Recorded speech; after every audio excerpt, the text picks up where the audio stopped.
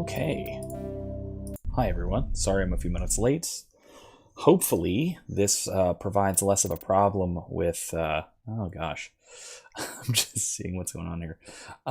Hopefully this provides a bit less of a problem with lag and frame drops and that sort of thing. I'm just working on a bit of a different recording setup. Hopefully this works better. Hopefully this doesn't have as many drop frames, that sort of thing. So, but we'll see. We'll see if this works better. If this winds up being just intolerably bad, I might try and fix it. But if this does work, then our absurd amount of frame dropping might be solved. So hopefully that fixes things. If not, then I'll refix it. Otherwise, I am about ready to get started. So as we left off from last time, we had just finished up basically all the side quests we could find.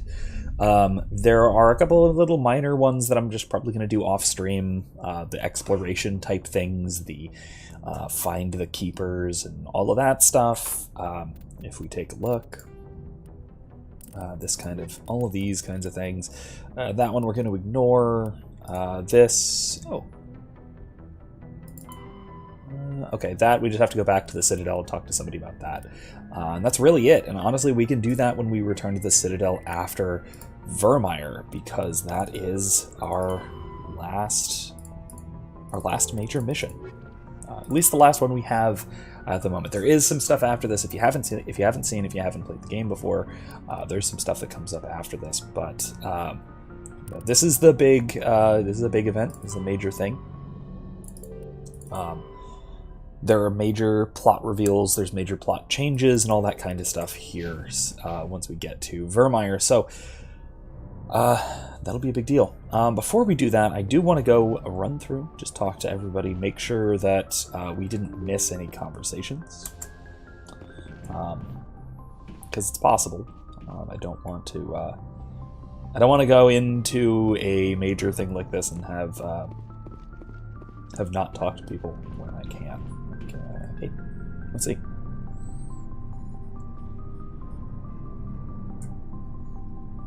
Anything you need, Commander? Well, nothing new. I mean, let's see. Just trying to get a sense of where the crew's at.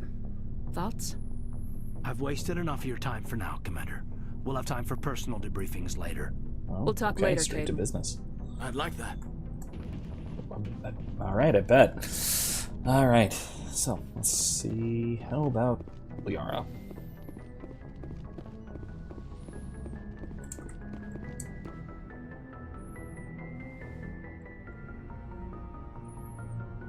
I get the feeling you want to ask me something, Commander.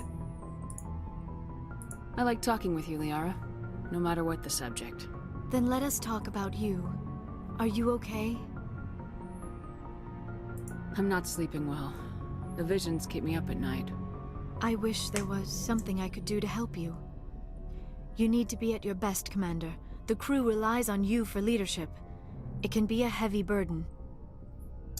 I can handle the responsibility of command, but if I don't stop Saren, the entire galaxy gets wiped out. I'm sorry, Commander. The last thing you need is someone constantly reminding you of how grim things are. Is there anything else you would rather talk about? Oh, no, I should that's go. it. Goodbye, Commander.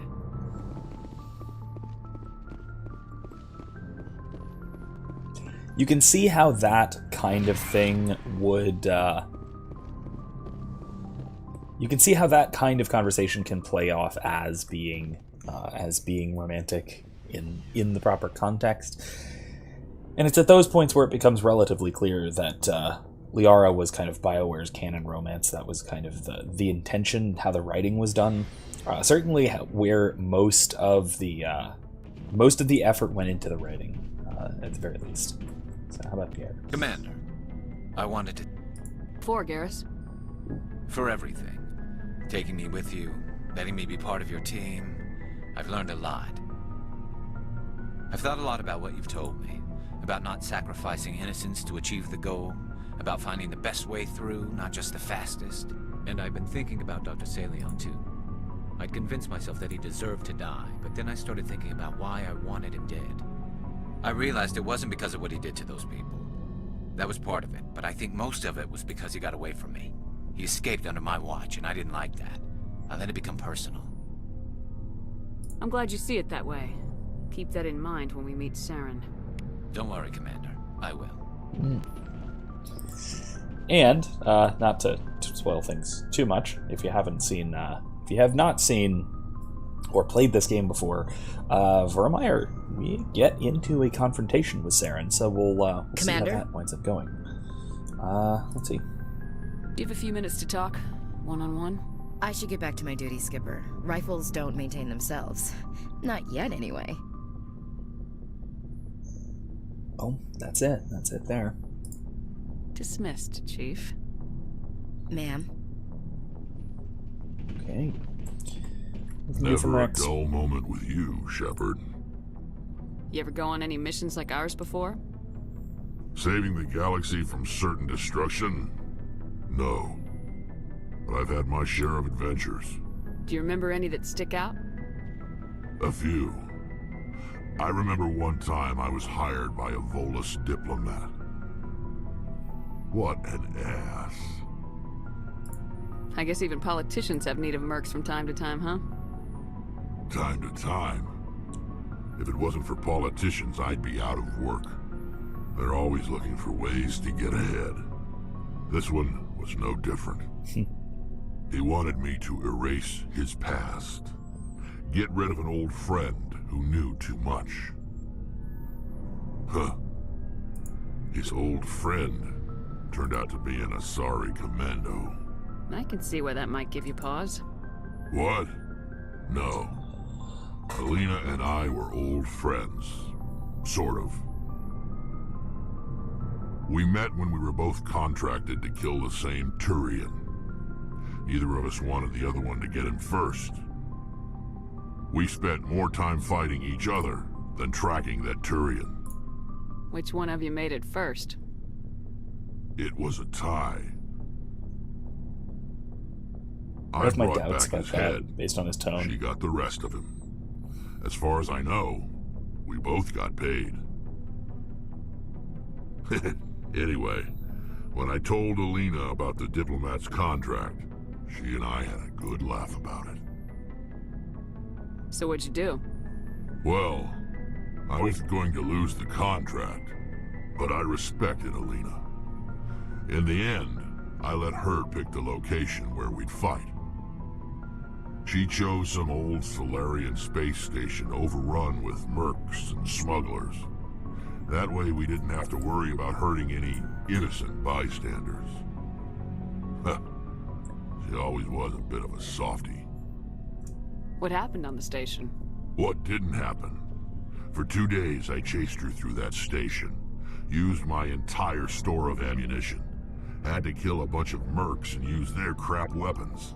By the 3rd day, the station was barely holding together. The mercs were dead or gone, life support was failing, but I had her. She'd locked herself in the med labs. She was trying to patch herself up. Damn tough, that one. Then just when I thought I had her, the station's core went critical. Barely made it back to my ship in time. I assume the Asari Commando didn't make it. I watched the station from a distance. I never saw her leave. And when that place blew, there was nothing left larger than a Turian's right nut. So I headed back to the diplomat to give him the good news and collect my pay. But before I got halfway there, Alina sent me a message. Better luck next time. Now, I'm not superstitious, but if someone can survive that, well, they deserve to live. At least for a bit longer. What about the diplomat? He wanted her dead. I told him the truth. Alina was still alive and she was really pissed. I told him if he wanted to live, he'd need me around to protect him. You're smarter than you look, Rex. He kept me on as his personal guard until he died. Natural causes. Easiest job I've ever had. A little boring, but credits are credits. So long, Rex. Shepard. Oh, that's fantastic. Yeah, definitely the.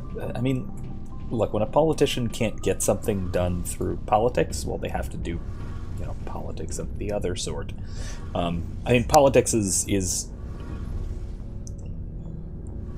a form of formalized violence. It's a kind of formalized violence anyway, right? So it's not that alien to a politician to get someone to commit violence for them, to, shoot somebody on their behalf, because, that's what, deep down, that's what politicians do anyway. So. It feels like we're getting near the end, doesn't it, Shepard? With Saren, I mean. It won't be much longer. One way or another, it'll all be over soon. You'll find the conduit before he does. I know you will. You have to. And after this is all over, when my pilgrimage ends, and I go back to my own people, I'll be proud to say I was a part of it. We couldn't have done this without you, Tali. You've been good to me. A lot of people treat Quarians like second-class citizens. They just want us to go back to our fleet and disappear. But you've treated me just like everyone else on your crew. Like an equal. That means a lot, and it says something about you. Whatever happens, I just want to say thank you for that. I'm gonna miss you when you go back to your own people, Tali. That won't happen for a while yet. I'll be right here anytime you need me. I should go. See you later. But yeah, so, I mean, that's relevant to what I was saying, right? So, there's a distinction from Oppenheimer between the means of getting things done in society. Essentially, you can coerce somebody into doing something, or you can convince someone to do something. Those are really it. Those are the two ways of carrying out one's will with other people involved. I mean, I guess you could say you can just do things yourself, but as long as other people are going to be involved, right, then that's what it means for something to be in society, then you either have to force them or convince them, right? He divided these into what he called the political means and the economic means. So everything falls into one of those two categories, and what we ordinarily think of as politics in the sort of formalized sense is not exclusively what he means by the political means. I'll talk about this in a minute. Let's see if Joker has anything to say first. Commander, something you need? I'd like to know my crew. Mind if I ask you a few questions? Oh. Top okay, of my never class mind. in flight school, I earned that. Alright, see ya. Alright, never mind. We already did that twice. So no, guess not. Nothing new from Joker. Disappointing. I wish Joker had more, played a bigger role in this game. He's a much bigger character in the second and third. More so than this one. Alright. Let's head towards Vermire. See if there's anything else going on, space-wise, first. There shouldn't be. Nothing here.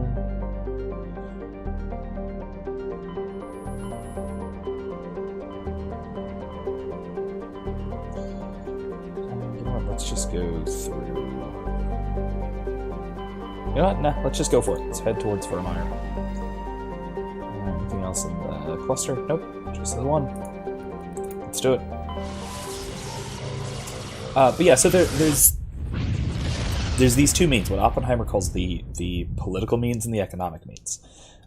So in short, you can, the political means is forcing somebody or coercing somebody to do something, while the economic means is convincing somebody to do something. Typically that means by exchange, but it needn't necessarily. Right? It doesn't necessarily need to be a kind of exchange like we think of as economics, right? So economic interaction. It can just be, convincing someone in the more mundane sense, like giving someone reasons for doing something, and they find those reasons to be compelling, if that is the case, right, then you have, in effect, right, as far as he sees it, you've given them something, right? You've given them a reason to agree with you to do the thing that you want them to do. By contrast, though, the political means includes everything from conventional politics, which involves this kind of implicit or explicit threat of force, to just everyday, shooting people kind of interactions, the kind of stuff that Rex does. So the kind of stuff that Rex does, or the kind of stuff that Rex's employer, the Volus diplomat there that he was talking about, does.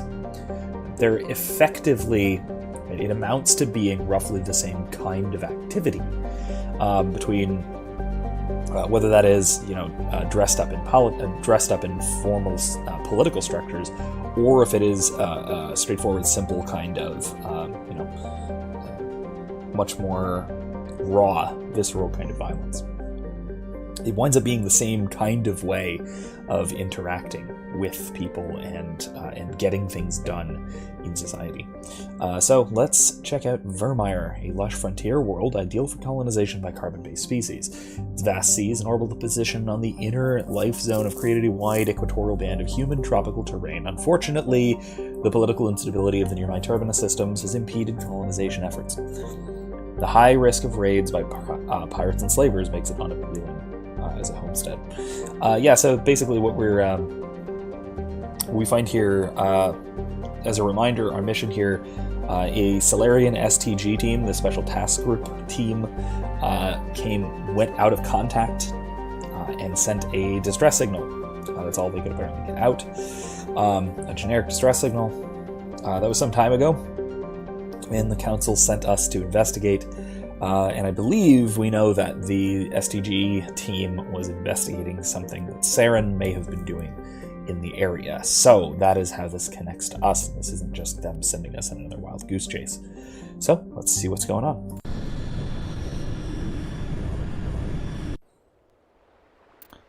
Let's bring our humans for now.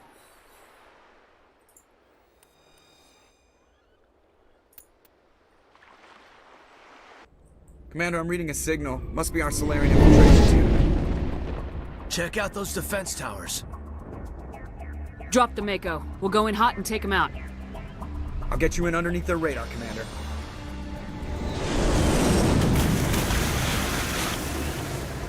Gotta love the airdrops. You've got a clean drop, Commander. Stay out of range and continue evasive maneuvers until I bring those AA towers down. I know the drill. Meet you at the camp once those towers are offline. Joke around.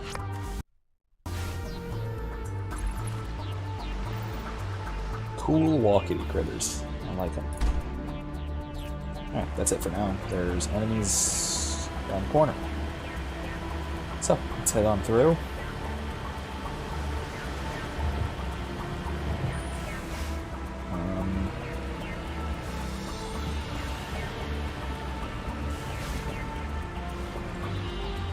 You don't quite get the impression that these things are large until you walk up to them and their head height. Anyway, I just wanted to check those out. Very seldom take a good look at the random little mundane creatures in this game, though they're really cool. I love the little creature design.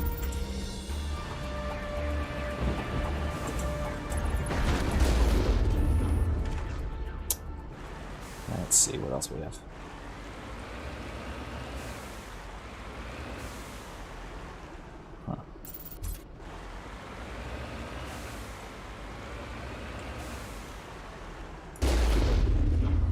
Got him.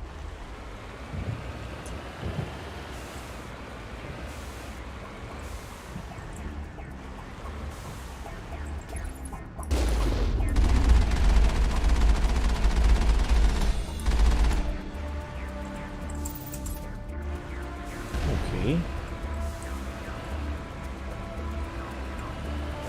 It's also worth noting, I don't know if anybody has had the chance to notice, but or has seen the reading group series for Scotus on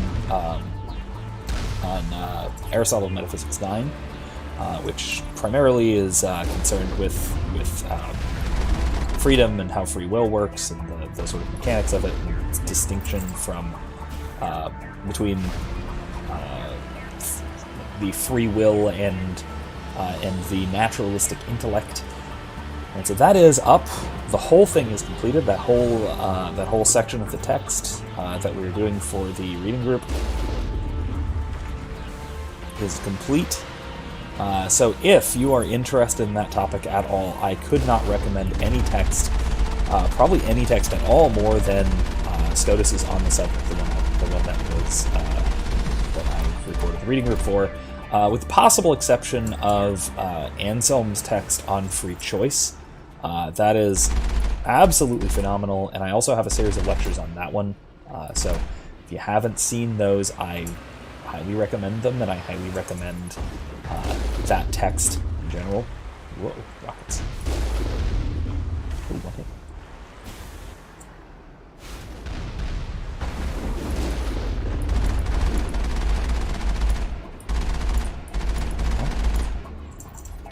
But I highly recommend both of those texts, so the one that we did the reading group on, and then also Anselm's on free choice.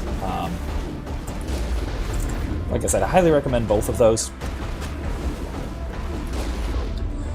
Like I said, I have lectures on both of them. I highly recommend both if you haven't seen either. And I'm happy to discuss either of those. Whoa, that was interesting. I'm happy to discuss either of those on stream.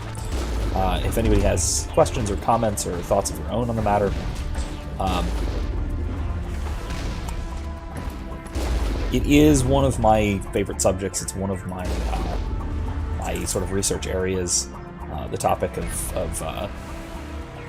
sort of action theory and how it relates to moral psychology. My actual area of specialization is metaphysics and metaethics. So why is it that ethical precepts are true, that sort of thing? But that said, I also have a very closely associated research interest in moral psychology and action theory, and the associated topic of the metaphysics of the free individual or the free agent, right? So the metaphysics of freedom, that sort of deal. So it is one of my preferred topics to talk about. It's one of my preferred topics for research. And it's primarily just because it is a fascinating topic that gets dealt with in many different ways by a lot of different people. Take cover. Some relatively well, but unfortunately some quite poorly. A lot of people try and just sort of dodge the question in various ways, and that is really quite unfortunate, because I do think that it is... Oh, I got one. I do think that the question of freedom, and the question of how do we make free choices, and to what level are our choices determined, and all of those associated questions are critically important for not just for metaethics or ethics as well, but also to a proper philosophical anthropology, and questions about what we are.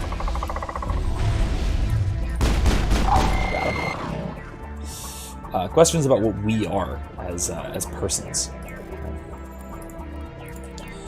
If we are the kind of thing that can make free choices, then that means we are a certain kind of creature. Beyond that as well, it's just as important to try and figure out how that is the case and how that works, so that we can analyze how choices get made. And so that we can understand what kinds of constraints can be put upon free action. One of probably one of the most interesting potential problems having to do with this topic is that of questions like moral luck and associated problems. There is especially a topic in psychology called the attribution error, or fundamental attribution error. And this is roughly the idea that we attribute to ourselves the good actions that we do. We attribute the choices to we attribute good actions to our free choices, but we are prone to attribute bad actions to our circumstances. Right? And the idea is that we like to think that our circumstances dictate what we do when we do something that we ought not to do. Right, so, a good example is, and this is, what is this, Franz de Waal, I think, is primarily responsible for a lot of this research in psychology. I think it's Franz de Waal. I think it's the same guy who did a lot of research into colobus monkeys' behavior and social interaction and social cooperation and things like that. Hi, Kylie. Oh, hey, good timing. Yeah, you may have heard of Franz de Waal. I know you've got quite a bit of a background in psychology, so he's a relatively big name in sort of evolutionary psychology right around now. I think this is the same guy who's responsible for most of the research on the fundamental attribution error. I could be a little bit wrong about that. I'm not. It could be somebody else who cites de Waal, but I think it is him. In either case, right, so this is the idea of the fundamental attribution error is that we have this problem where we attribute the wrong things to ourselves and to other people as well.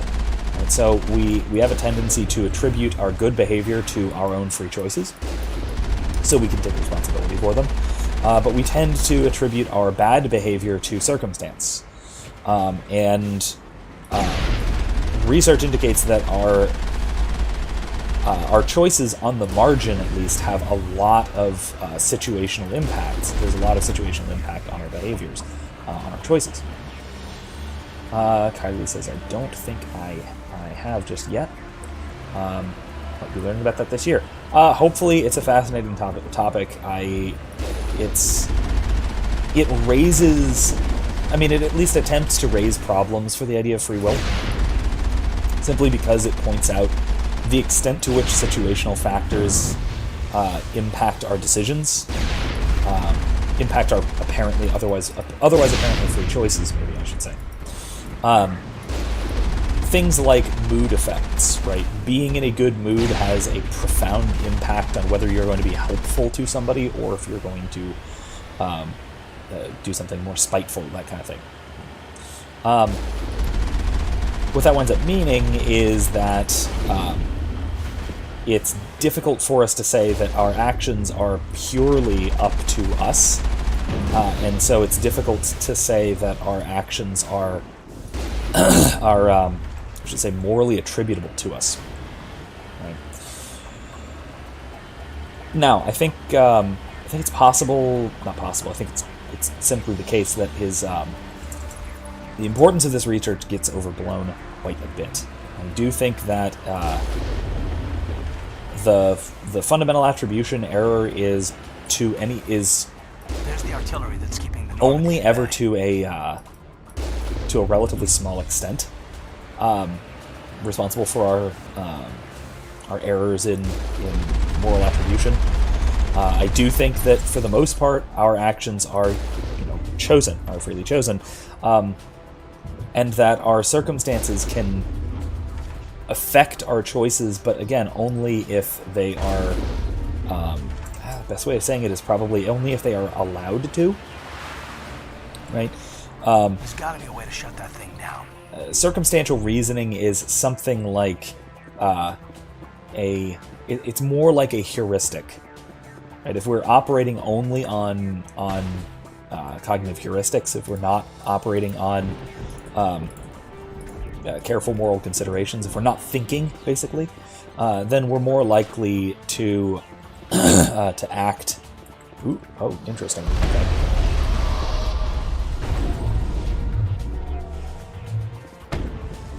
There we go. We're more likely to act merely on the basis of environmental factors or mood effects or whatever else, Kyla says, so goodness we associate with who we are, and badness we associate with environmental factors. Yeah, that's really, I think it's DeWall. I'm just going to say DeWall. If anybody finds out that the fundamental attribution error is from somebody else entirely, I could probably find that out, but I think it's DeWall. That's his core thesis in at least the piece that I'm talking about. That he points out that, look, we are, like I said, we're, like you said, Commander. right? On approach to the Solarian base We're far now. more common. Out. We're far more prone Ready to move out, Commander. Did I miss something? There's still an exclamation point there. Did I miss? I feel like I missed something. Gate controls. Oh. That's what I missed. Okay. Anyway, right. So, like you said, right, we're more likely to take credit for things and shift blame for things.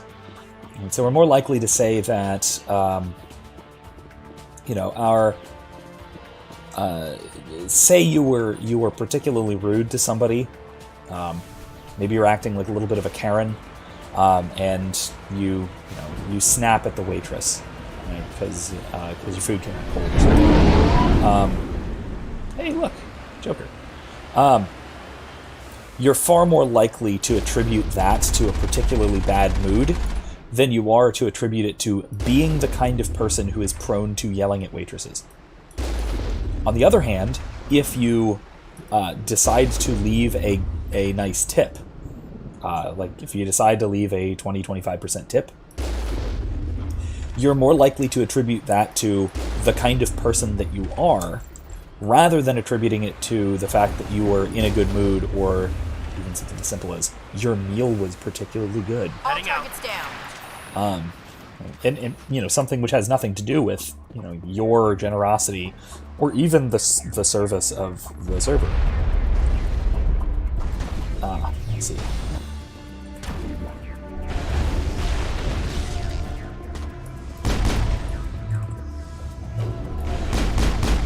Oh, I don't know what just happened there, but he exploded in one hit from someone. Damn, I've got killer squad mates. Anyway. But yeah, that is that's kind of the problem that he's pointing out here, is right. So we're likely to misattribute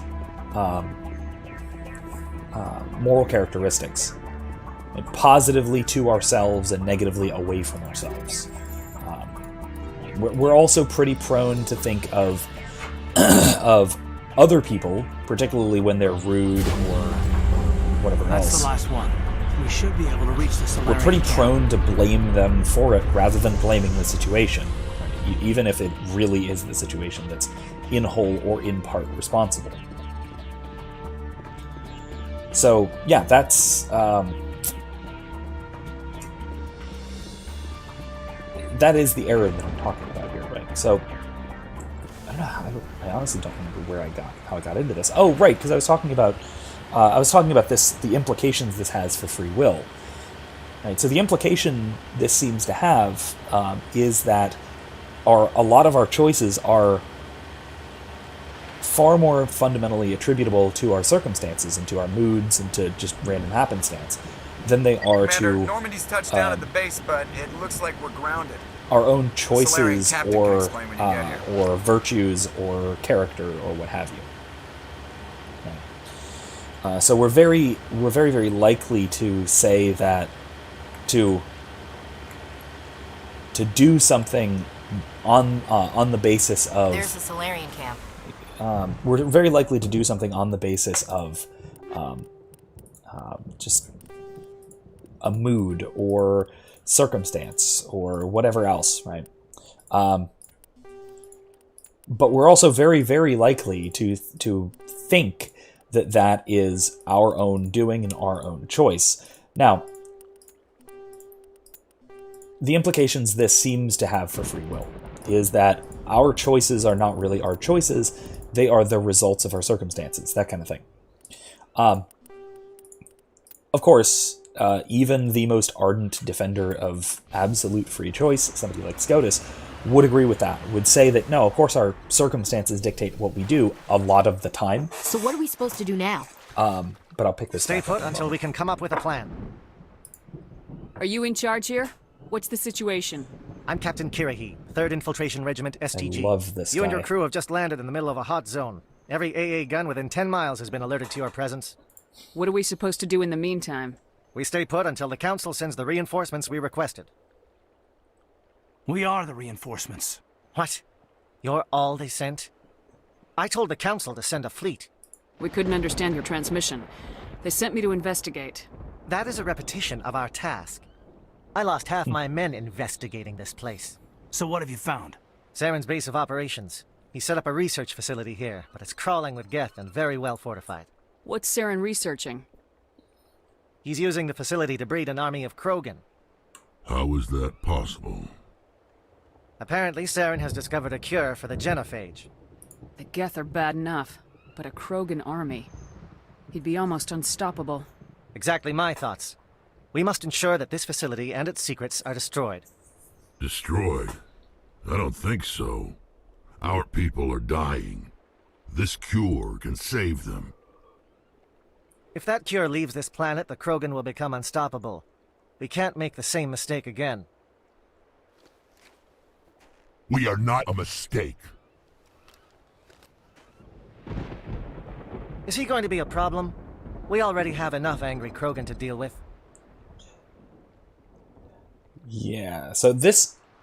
Something interesting about this whole plot of Saren's doesn't really fit in well with what we eventually learn about his plan.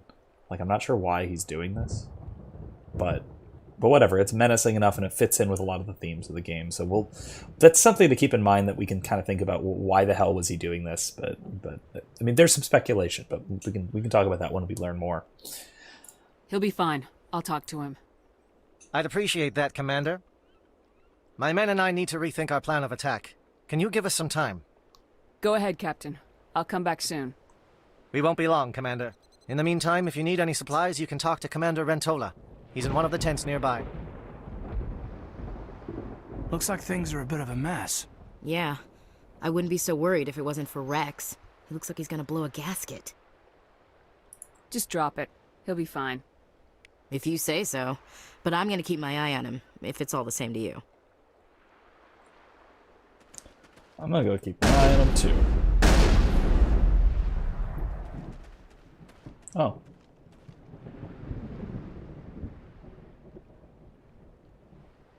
Oh, there he goes.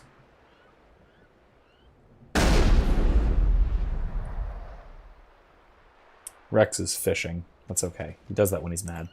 I'm concerned about Rex. Can we still trust him? Ooh, that's not a nice way of putting that. The upcoming battle frightens me, but I know Saren must be stopped. Greetings, human. I am Commander Rentola. I can provide you with supplies for the upcoming mission. For anything else, I suggest you speak with Captain Kieran. Just tell me what you have available. We have limited reserves. We requested a fleet to destroy Saren's base. Instead, they sent you. Your request never came through. We'll just have to make do. That much is clear. Let me see what you have. What little there is. Alright, I don't think I actually need to buy anything, but I'll buy the licenses anyway. Yeah, crap. Bunch of stuff I don't need. Anyway. It won't be an easy fight, but we're ready when you are. I don't like the way Rex is behaving. He's really on edge. He is shooting the water. I've been on this mission far too long. My brood won't even recognize me. But yeah, so this is, you're right, kind of definitely a difficult moral choice here. I am worried that Rex's allegiance to you may be waning. We better succeed, human. We still feel the toll of the Organ Rebellion. Communications, interesting. Codex, okay. But yeah, so it's an issue of, we're going to talk through a lot of this with Rex, and I think this is actually handled pretty well. in terms of like in terms of the moral conundrum, So yeah, that is a bit of a. It is a certainly difficult situation. This isn't right, Shepard. If there's a cure for the genophage, we can't destroy it. I understand you're upset, but we both know Saren's the enemy here. He's the one you should be angry with. Really? Saren created a cure for my people. You want to destroy it. Help me out here, Shepard. The lines between friend and foe are getting a little blurry from where I stand. This isn't a cure, it's a weapon, and if Saren is allowed to use it, you won't be around to reap the benefits. None of us will. That's a chance we should be willing to take. This is the fate of my entire people we're talking about. I've been loyal to you so far. Hell, you did more for me than my family ever did. But if I'm going to keep following you, I need to know we're doing it for the right reasons. Rex, these Krogan are not your people. They're slaves of Saren, tools. Is that what you want for them? No, we were tools for the Council once. To thank us for wiping out the Rachni, they neutered us all. I doubt Saren will be as generous. All right, Shepard. You've made your point. I don't like this, but I trust you enough to follow your lead. Just one thing. When we find Saren, I want his head. Yep, he is understandably incredibly angry. Very understandably. This is a recurring thing. Eventually it does wind up getting resolved. The genophage issue gets resolved one way or the other pretty definitively by the third game. So, it's rare to see a Krogan accept reason. You command exceptional loyalty. Oh, that's rude, but true. But yeah, it is a recurring conflict that keeps coming up. With all these defenses, Saren must be hiding something big. And it's one of the biggest sort of moral scars on this on the civilization of this of Mass Effect. But yeah, it is. It's a matter of. It's largely a matter of intention and also results, right? The intention is clearly untoward, right? Saren's intentions are not to restore the Krogan people. Saren's intentions are clearly to use them as shock troops, to use them as an army. Whereas, right, Rex wants his people restored so that his people can live, that kind of thing. I mean, obviously. So there is a conflict in terms of intentions, but also in terms of results. Right? We know that Saren is out to basically destroy the galaxy, more or less. I mean, for all intents and purposes. So even if he does restore the Krogan, restore them to what? Death with everyone else, presumably. So it's not like he's right. So what I mean to point out is that there are both theoretical and practical problems here. The theoretical problems being that he is that what he's doing is for the wrong reasons. It is that he is not restoring the Krogan to life. He is breeding an army of slaves, of slave soldiers. But then further than that, the results of his doing so won't even though on the surface it will be, quote, helping the Krogan, in the long term it won't even wind up helping the Krogan. Before I talk to Carrie, I'm going to fiddle with my graphics settings. I'm getting some weird distortions on my end. It's fine for you, it's not quite fine for me. See if that helps. Or makes it worse. Might make it worse.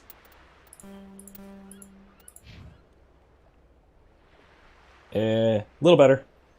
That'll work. Good enough.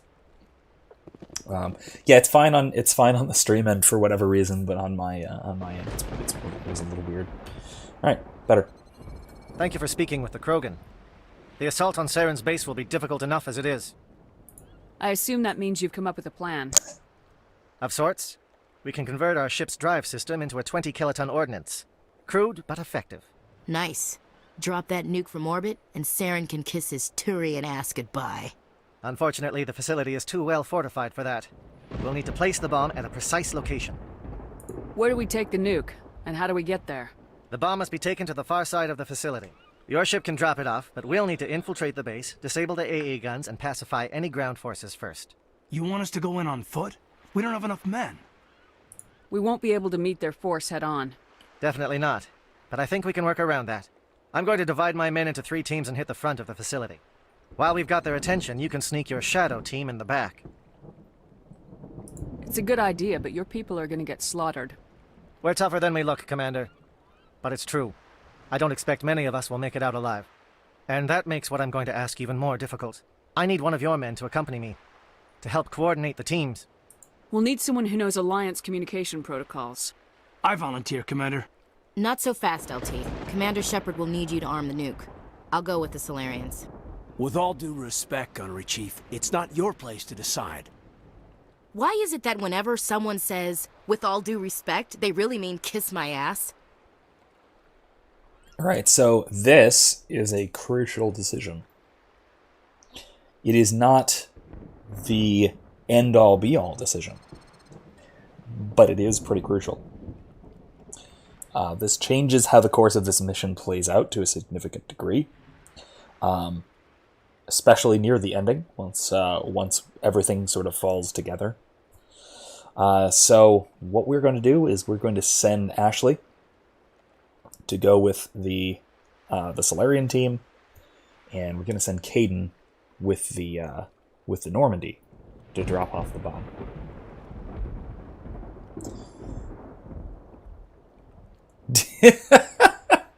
Kylie says, sketchy, don't let Shep's people go with danger bleakly. Oh my god. Oh, that's a great name for Captain Kirahi. Danger bleakly. I gotta love that. That's fantastic. But we do need to send, but somebody does need to go with him. And you're right, it is kind of sketchy. But, you know, if we're doing a coordinated assault, we gotta coordinate. So, Ash, you're up on this part. Caden, you're up with the bomb. Williams, you'll accompany the captain. No heroics, understood? Aye, aye, Commander. I will have the ordnance loaded onto the Normandy and brief your crew on its detonation sequencing. Do you have any questions before we go, Commander? The Normandy's picking me up.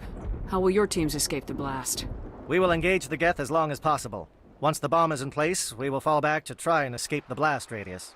If we move quickly, we should be able to escape with acceptable casualties.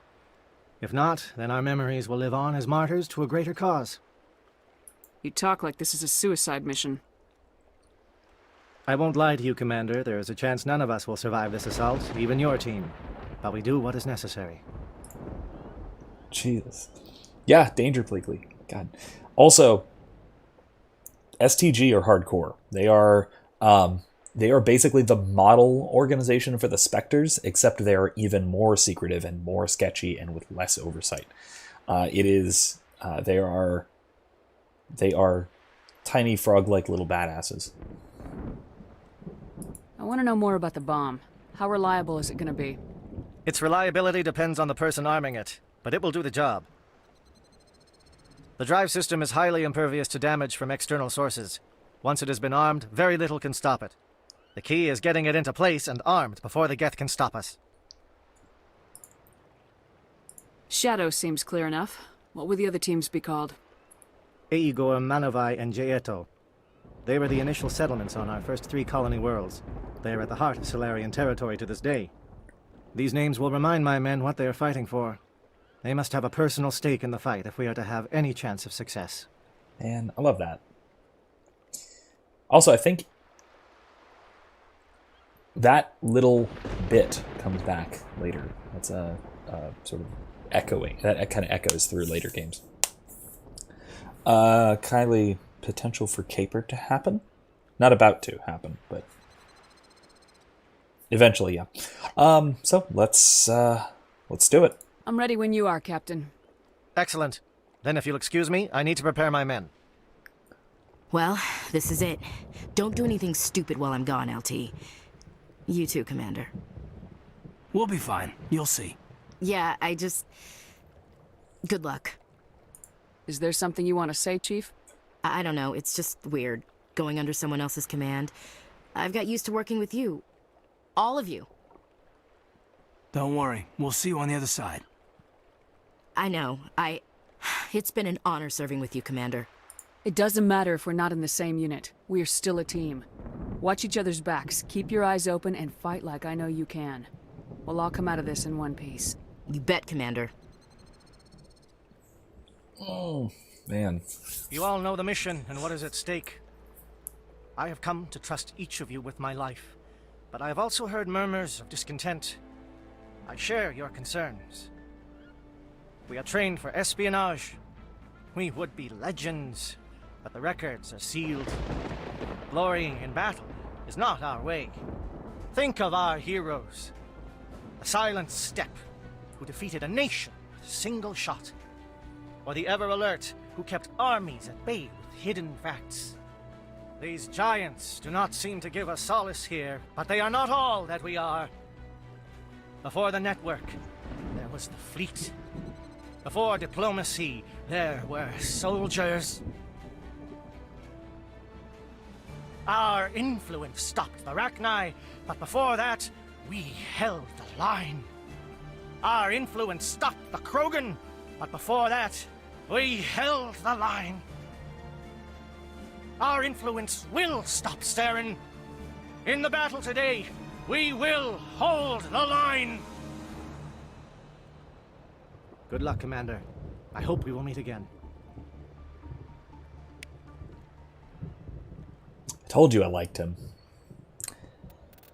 Alright, well, we need to bring Rex. This is kind of his thing. And we're fighting non-stop Geth, so we really should bring Tally. Yeah, that's smart. Oh, no, because I really need a sniper. I really need a sniper here. So, who do I need to get rid of for Garrus? Yes, that was, Kylie says this sounds like the Highlander speech, to be honest. Yeah, somewhat, to a pretty significant degree, yeah. Yeah, it's Geth. I really need a sniper. I gotta go with Garrus. Sorry, Rex. You'll be around somewhere. Just not hanging out with Shepard. Also, I don't want you going off and shooting people. So, yeah, that'll do it. Let's do it. Let's go.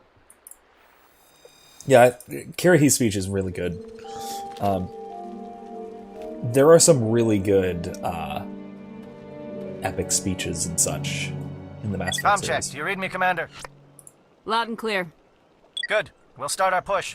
We'll try to make it to the AA guns, but it might be up to you to finish the job.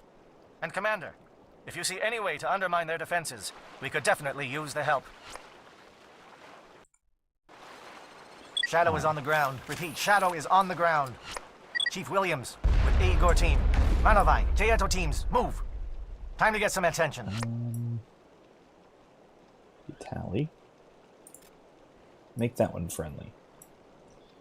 And Garrus, break down shields.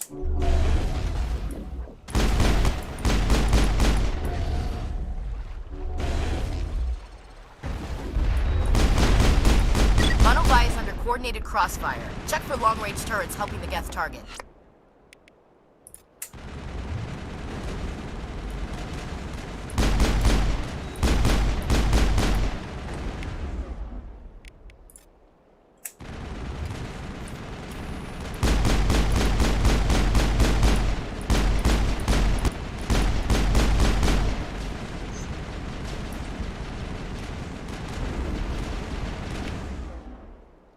Garrus, please switch weapons.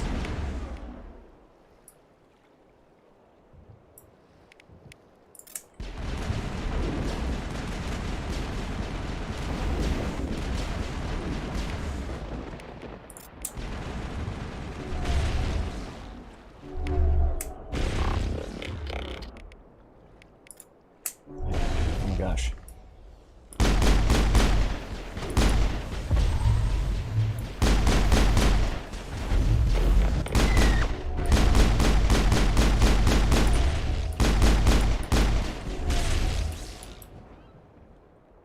Okay. Curious.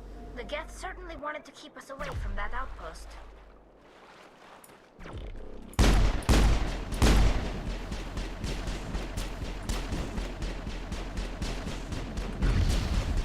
Well, that didn't even work. Darn, wasted a grenade. Yeah, it's very much the, Kirrahe is very much the Blaze of Glory type. All targets down. Let's see.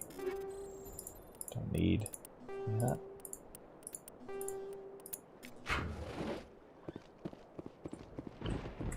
I'm not. There we go. Nice. Not quite sure why I bother looting in this playthrough, just because my inventory is full and I have infinite credits and all that. But you know, whatever. Yeah, Kirrahe's is one of a number of fantastic speeches. Something scrambled. We're targeting. You got a shot. Chief Williams, take the heat off Manavai. Shepard always gives one at the end of each of the games.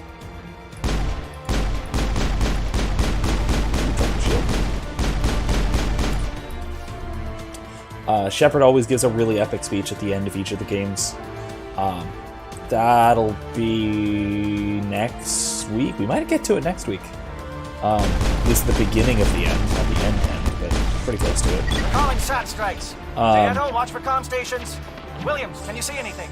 And then there's a really good one, even in Andromeda, which gets a bad reputation, really. Not a completely unearned bad reputation, I will say. It's got its faults. Oh, we destroyed it. Nice.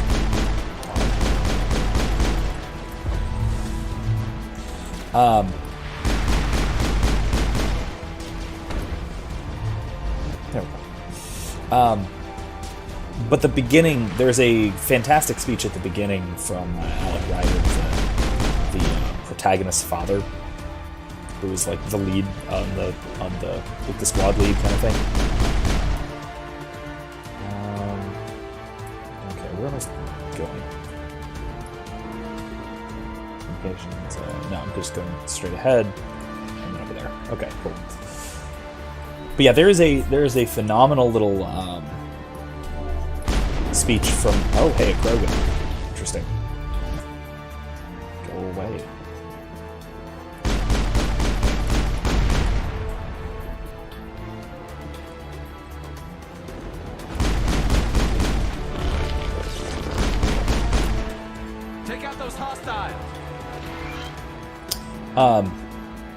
Yeah, it is a great speech.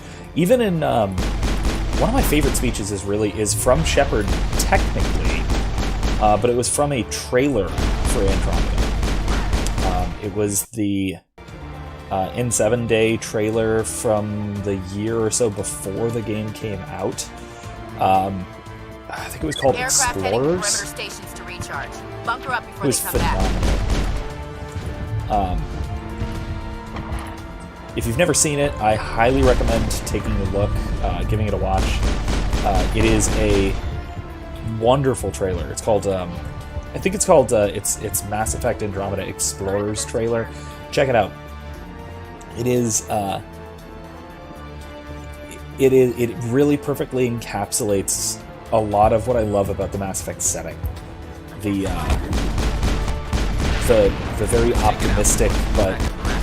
very optimistic but realistic outlook at the future. It's kind of it's that 1980s kind of like I said, that really 1980s really just encapsulates it.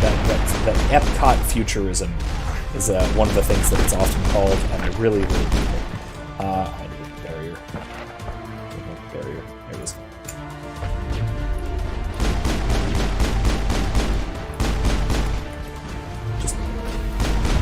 There we go.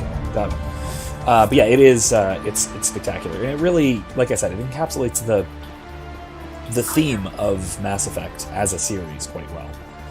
Very much the forward-looking, hopeful but not naive kind of futurism that I really like. Like I said, it's Epcot is the best way to describe it. Let's get rid of all these before we start fighting. I hate these things.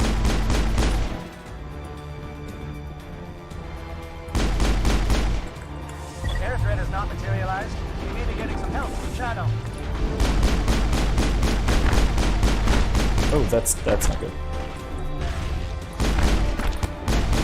There's no cover.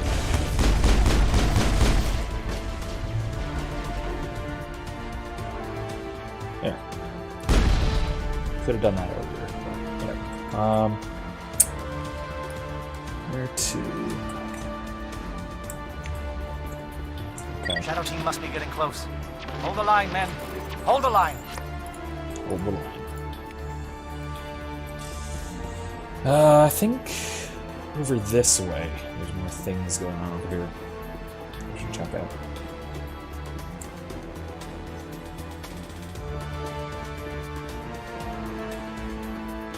But yeah, so I was saying quite some time ago, before we even began the cutscene with the Solarians, with Danger, Bleakley, and friends. I love that. It's such... Anyway. Yeah, before we even started that, I was talking about the sort of the implications of this fundamental attribution error, right? This idea that our, or at least the possibility that a lot of our actions, or possibly even most of our actions, are only falsely attributed to our free choices, and are really primarily caused by circumstances. And I was saying that even the most ardent proponent of free choice, of absolute free will... We've got access to base security. We should be able to cut the alarms from here. Might even be able to trigger alarms on the far side of the base. It'll clear out the guards for us, but they might be too much for the Solarian teams to handle. Just disable the alarms. We can handle any guards inside. Yeah, we can shoot the living hell out of everyone and everything, so that's fine. Tally should switch to a shotgun, though. And quite frankly, so should I. Yeah. But yeah, so, what I was, There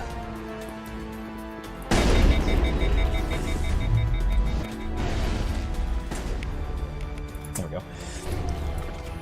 So a key part of my point, right? So that even... Okay, that's interesting. Even the most ardent defender of free will is probably going to admit that a lot of our actions, maybe not all of our actions, almost certainly not all of our actions, but a significant amount of our actions are, at least in large part, determined by our circumstances. Oh, that's interesting. Solarians? Right, the captain said he had lost some men. They were indoctrinated. What's going on in this place? Yeah, so indoctrination is another thing that we're starting to see. So yeah, this will also wind up being a bit of a tie-in with the issue of free will and free choice. Oh, great. Did I just eat that rocket in the face and wander away from it with minimal damage? Wow, okay, that was absurd. Alright, actually, you know what I'm gonna do something really quick. I'm gonna switch out the mod to, at least one of the mods, or a couple of the mods, for Garrus's assault rifle. While I'm here, while I think of it, Garrus assault rifle does not need incendiary.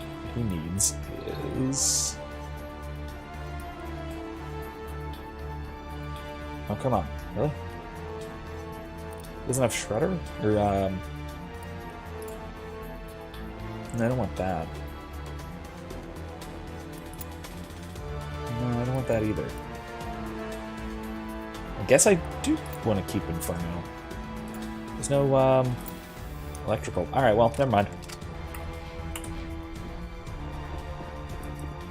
I was thinking I had, electrical ammo. I guess I don't. I'm gonna keep an eye out for that loot. If it exists at level 10, I'm not sure if it actually does. Anyway, so, what I was saying, even an ardent defender of free will like Scotus will admit that a lot of our choices are dictated by circumstances. Hello? Is someone out there? We should head down for that. See what's going on here. It's just that, like I had pointed out, right? The Give a little ground, Williams. We don't want them to bunker got up. the biggest point, though, is, like I was saying, that when that is the case, right? When it does happen that we act on the basis of circumstance rather than on the basis of, absolute free choice or rational considerations, it's that we're operating on cognitive heuristics. We're working on using mental shortcuts, not in terms of solid rational thought. Oh, hey, husks. Let's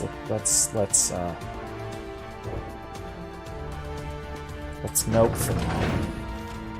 We still need to go downstairs and see if we can rescue those Solarians. Which should be through this way, right? Maybe it's this way. Yeah, there we go. Okay. So basically, what I would say to that sort of objection is that, well, no, we are determined by our circumstances when we allow our circumstances to determine ourselves, when we're not thinking about it clearly enough to exercise this kind of absolute control that we otherwise might have. Well, you're not a Geth, and you're not wearing a lab coat. I guess I'm glad to see you. Lieutenant Gonto Imnes of the 3rd Infiltration Regiment, captured during recon. I assume the fleet was called in to destroy the base? The transmission wasn't clear.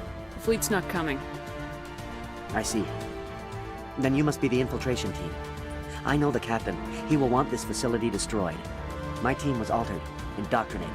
He knew about the breeding grounds. But the indoctrination is a greater threat, and far more horrifying. I watched good people reduced to mindless husks. There wasn't anything left. Others died during the experiments. I envy them. Do you know anything about the experiments they were conducting? They were studying indoctrination.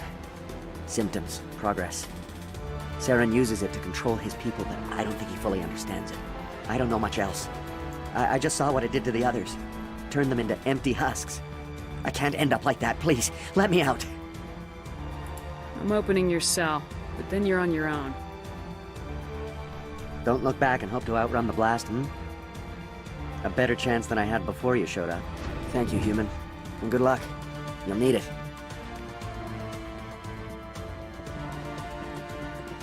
These look docile. Their minds are gone. Why did Saren do this? There's just no reason.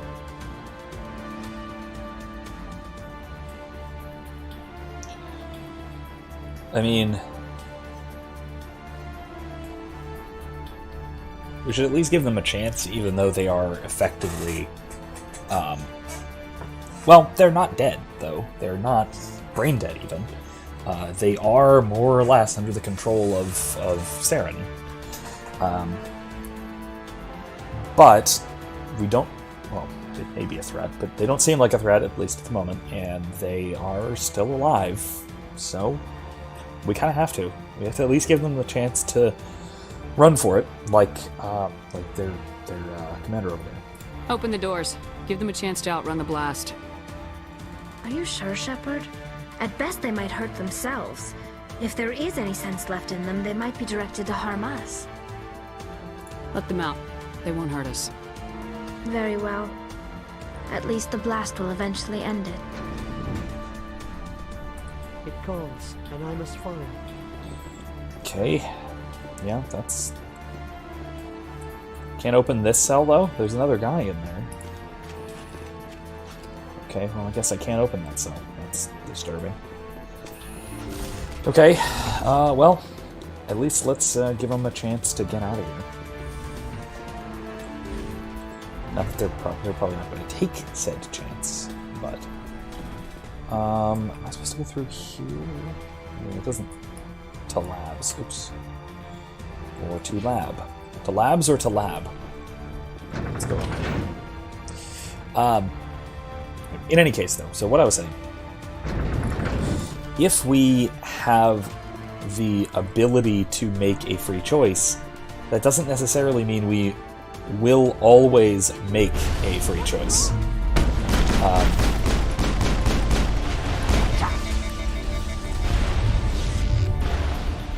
Okay.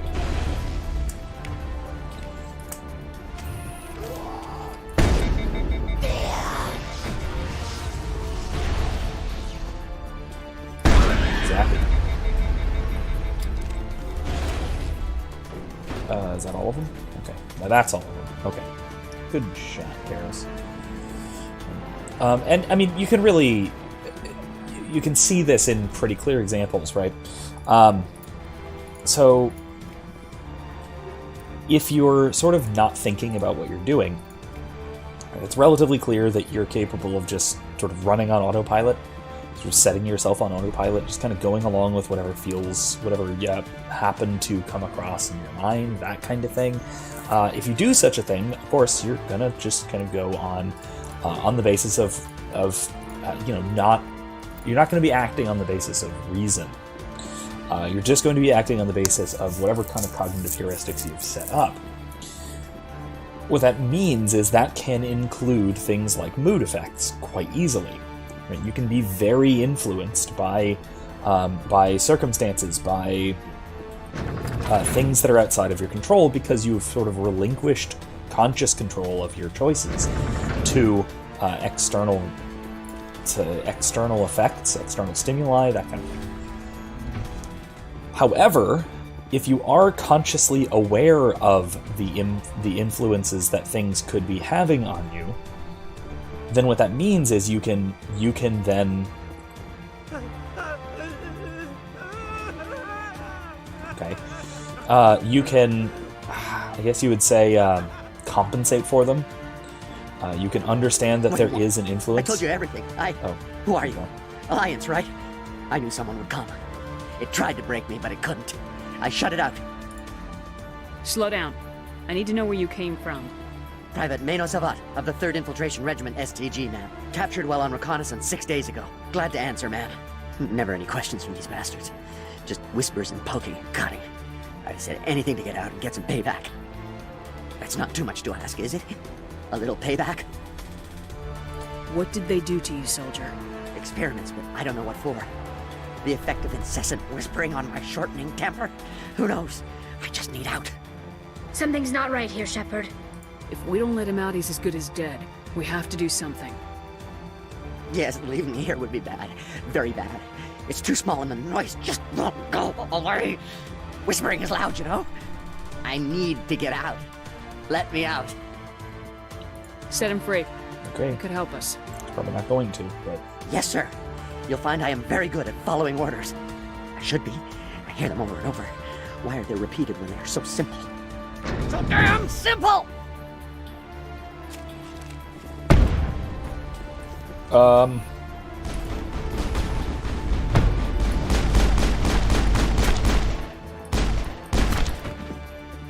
Okay, well, that didn't work. That did not turn out well. Where are the red dots down here for? That's interesting. Okay, let's keep moving. Switch gun Scotus. Apparently there's someone through this wall somewhere. Probably downstairs or something. Anyway, yeah, that did not turn out well, understandably, but let's keep moving. This actually does tie in quite well with what I've been saying. This issue that... where in the hell am I supposed to be going?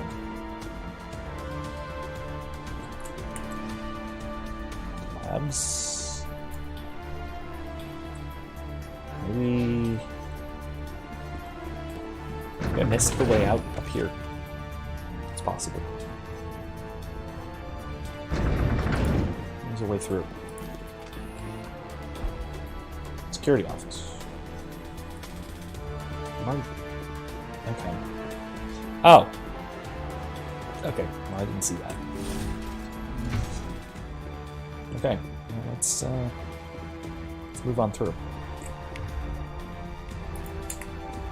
Anyway, right, so if you are aware of the sort of situational factors that are at play, what that means is you'll be more capable of compensating for them. Now, I do say more capable because there is the problem of, well, what we see here in the case of indoctrination, of the effect altering itself, right? The situational factors, the thing or the person manipulating you being aware Please, I just that want to you get out know of here you're being before it's too manipulated. late. So they can then compensate for your compensation, and it turns into a sort of battle of wills or battle of psychological trickery. Right? And that's the thing with indoctrination, at least it seems to be by its description, is that Saren's method here is very, very good at constantly updating the trick, so that if you start avoiding the indoctrination, it starts to adapt to that and starts using your avoidance for its own purposes and that sort of thing. At least that's the impression I get from the descriptions of what's going on. I'm not gonna hurt you. Who are you? Ranathanoptis, neurospecialist. But this job isn't worth dying over, or worse. You think the indoctrination only affects prisoners? Sooner or later, Saren will want to dissect my brain too. I thought this was a breeding facility. Not this level. We're studying Sovereign's effect on organic minds. At least that's what I assumed. Saren kept us in the dark as much as possible. You helped him and you didn't even know why? I didn't have the option of negotiating. This position is a little more permanent than I had expected. But I can help you. This elevator behind me goes to Saren's private lab. I can get you in. See? Full access. All of Saren's private files. Are we good? Can I go? What were you studying here? It's that ship, Sovereign. It emits some kind of signal. Undetectable, but it's there. I've seen the effects. Saren uses it to influence his followers, to control them. It's called indoctrination. Direct exposure to the signal turns you into a mindless slave, like the Solarian test subjects. But there's collateral damage, too. What do you mean by collateral damage? Sovereign's signal is too strong. Spend too much time near the ship and you feel it, like a tingle at the back of the skull. It's like a whisper you can't quite hear. You're compelled to do things, but you don't know why. You just obey. Eventually, you just stop thinking for yourself. It happens to everyone at the facility. My first test subject was the man I replaced. Now I just want to get out of here before it happens to me. So again, based on that little description there, it sounds like it's exploiting this kind of cognitive heuristic mechanism that I was talking about. It's getting you to put yourself on autopilot, right? You just kind of go with it eventually because you don't need to make decisions because it's making the decision for you, right?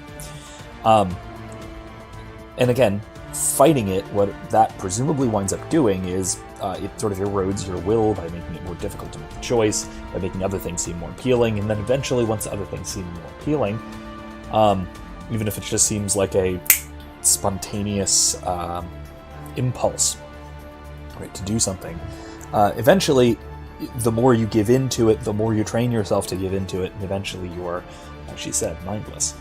So it's an interesting kind of play on a lot of what we're talking about. Tell me more about this signal. Signal's not exactly the right word. There's some kind of energy field emanating from the ship. It changes thought patterns. Over time, days, maybe a week, it weakens your will. You become easier to manipulate and control, but it's a degenerative condition. There's a balance between control and usefulness. The less freedom a subject maintains, the less capable it becomes. Why is Saren researching this? Isn't he the one controlling it? The signal comes from the ship. It makes us obey Saren, but I don't think he controls it. Not exactly.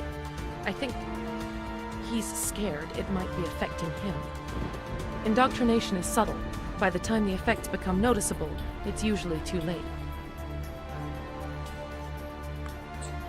So yeah, this is an important revelation, which will be made all the more important by the revelation in the next room, but we'll get there.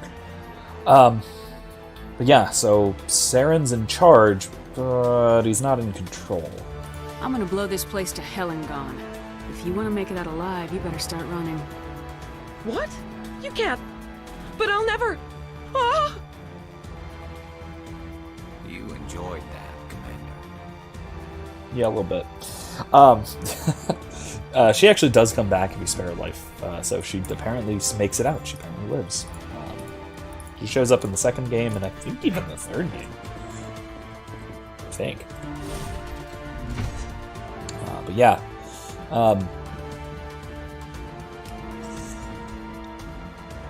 Here we go.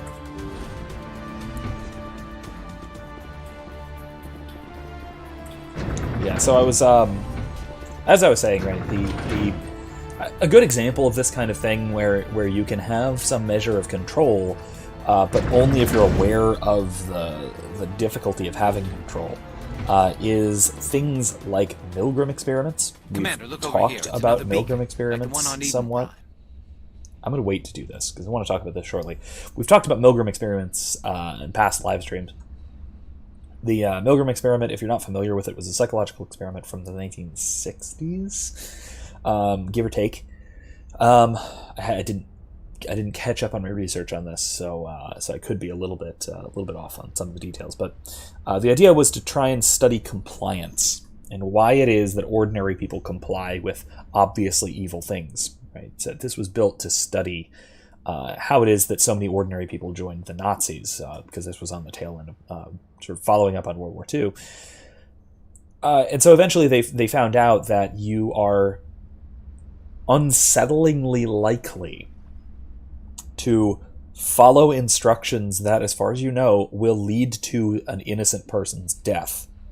The strong majority of participants continued on with the experiment. That basically they kept pressing the button, giving an electrical shock to a Confederate of the researchers, not actually shocking him. It was a pre-recording kind of thing, but continue through doing it until the guy stopped responding.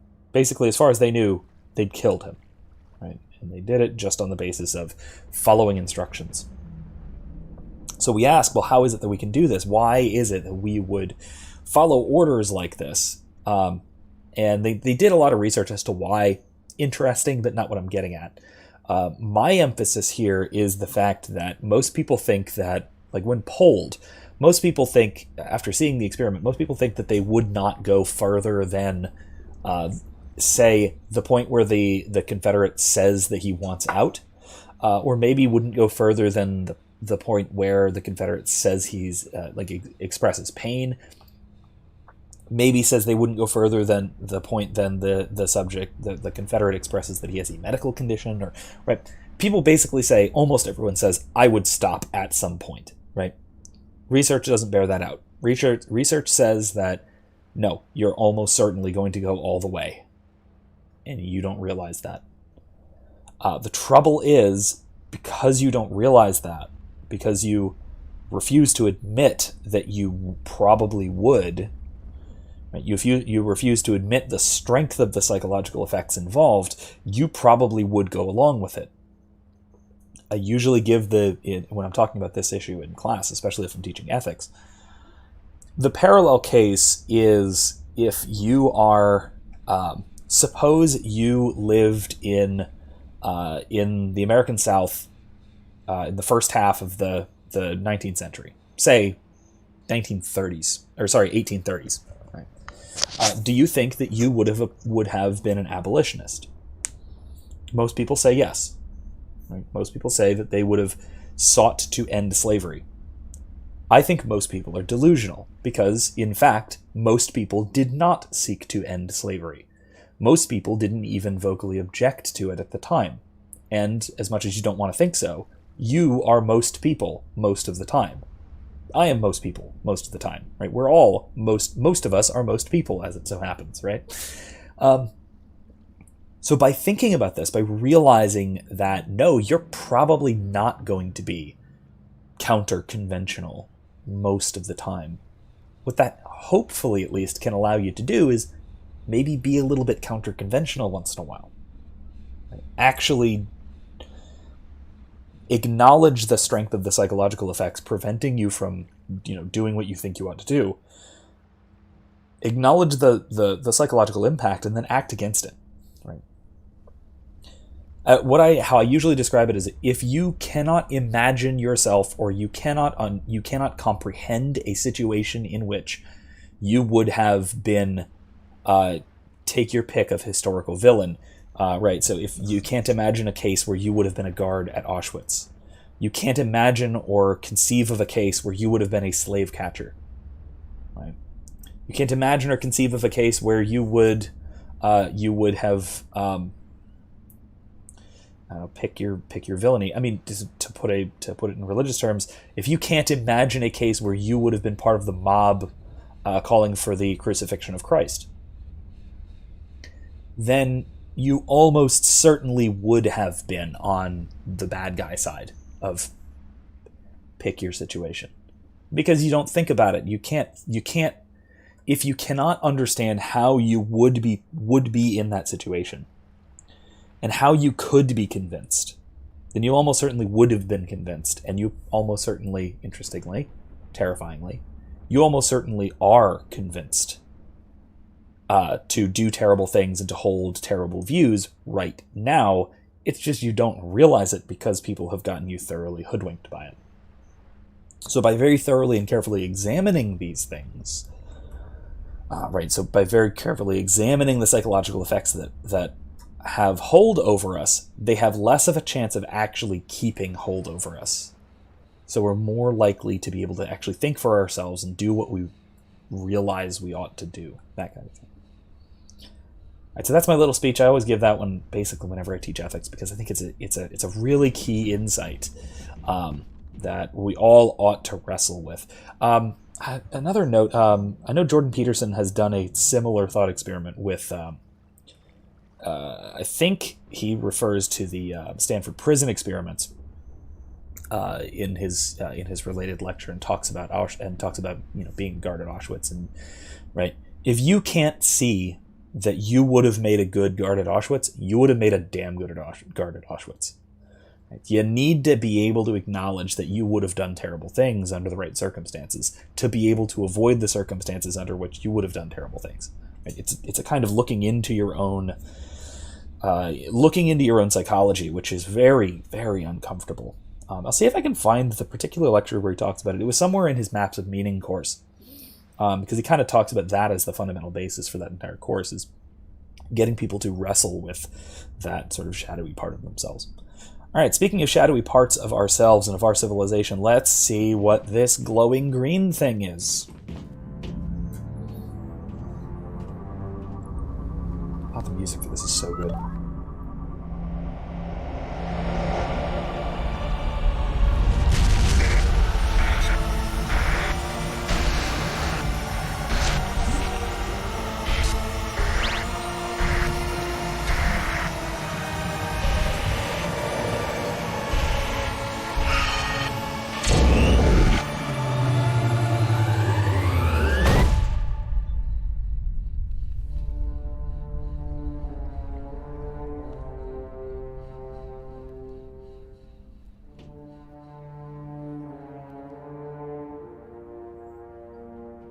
Another Prothean vision.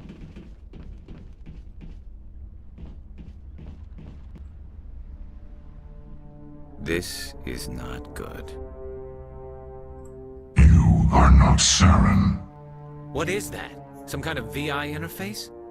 Rudimentary creatures of blood and flesh. You touch my mind, fumbling in ignorance, incapable of understanding. I don't think this is a VI. There is a realm of existence so far beyond your own, you cannot even imagine it. I am beyond your comprehension. I am Sovereign. Sovereign isn't just some Reaper ship Saren found. It's an actual Reaper. Reaper, a label created by the Protheans to give voice to their destruction. In the end, what they chose to call us is irrelevant. We simply are. The Protheans vanished 50,000 years ago. You couldn't have been there. It's impossible. Organic life is nothing but a genetic mutation. An accident. Your lives are measured in years and decades. You wither and die. We are eternal, the pinnacle of evolution and existence. Before us, you are nothing. Your extinction is inevitable. We are the end of everything. There is an entire galaxy of races united and ready to face you. Confident demons born of ignorance. The cycle cannot be broken. Cycle? What cycle? The pattern has repeated itself more times than you can fathom. Organic civilizations rise, evolve, advance, and at the apex of their glory, they are extinguished. The Protheans were not the first. They did not create the Citadel. They did not forge the mass relays. They merely found them. The legacy of my kind. Why would you construct the mass relays, then leave them for someone else to find? Your civilization is based on the technology of the mass relays. Our technology. By using it, your society develops along the paths we desire. We impose order on the chaos of organic evolution. You exist because we allow it, and you will end because we demand it. They're harvesting us, letting us advance to the level they need, then wiping us out. What do you want from us? Slaves? Resources? My kind transcends your very understanding. We are each a nation, independent, free of all weakness. You cannot even grasp the nature of our existence. Where did you come from? Who built you? We have no beginning. We have no end. We are infinite. Millions of years after your civilization has been eradicated and forgotten, we will endure.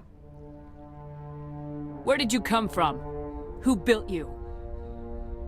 We have no beginning. We have no end. We are infinite. Millions of years after your civilization has been eradicated and forgotten, we will endure. Where are the rest of the Reapers? Are you the last of your kind?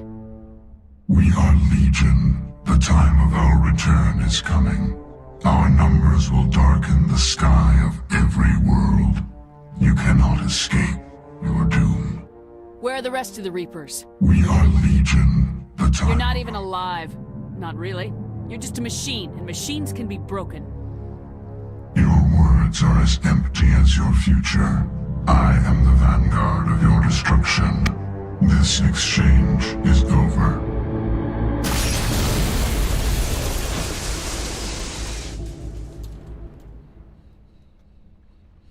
Commander, we got trouble.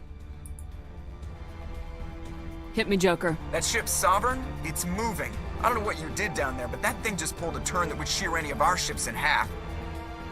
It's coming your way, and it's coming hard. You need to wrap things up in there fast. This console's been disabled. Orders, Commander. Uh-oh. I think we pissed it off. We'll head for the breeding facility. Time to blow this place to hell. Right, Commander. I'll meet you there. Joke around.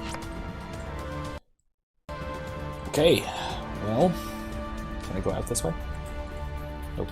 Okay, worth a try.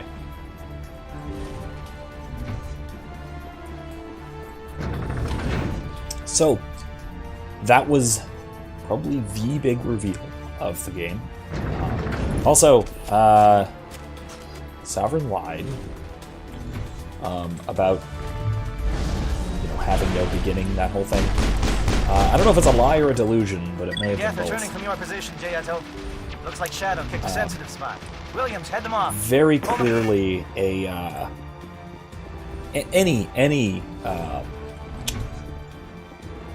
finite thing has a beginning of some sort.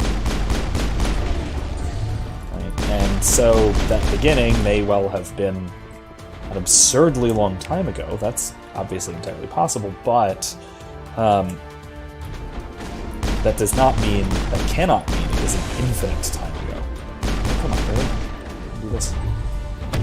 There we go. So a finite thing like a machine, particularly like a machine,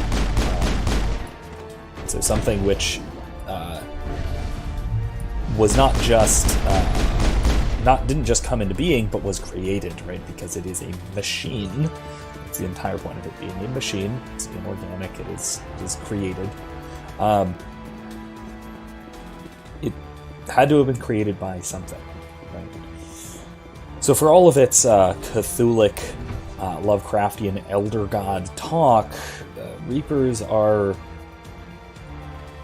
They're finite creatures with a finite past, and as we, badass heroes of the galaxy, will ensure, a finite future.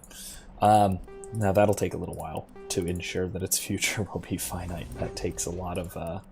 takes Shepard a lot of doing, but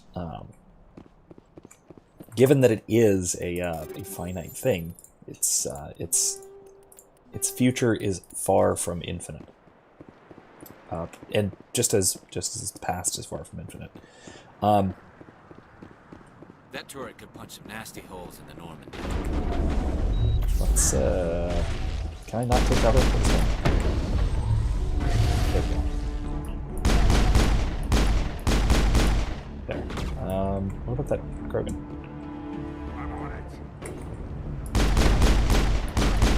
Okay, got him.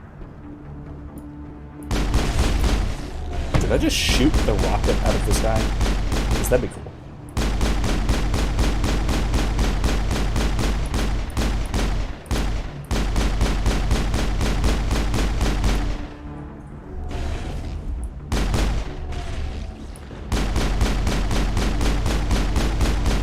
So I know that felt nitpicky, right? My statement about, well, you're not technically eternal.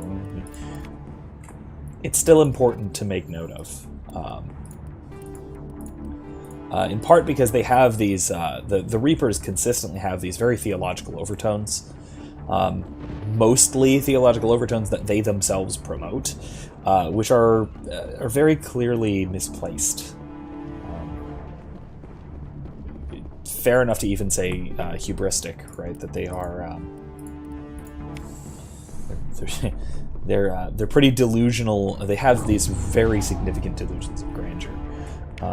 Let's switch some guns, cause what? Oh, lordy. Okay, that's not what I meant. Just die.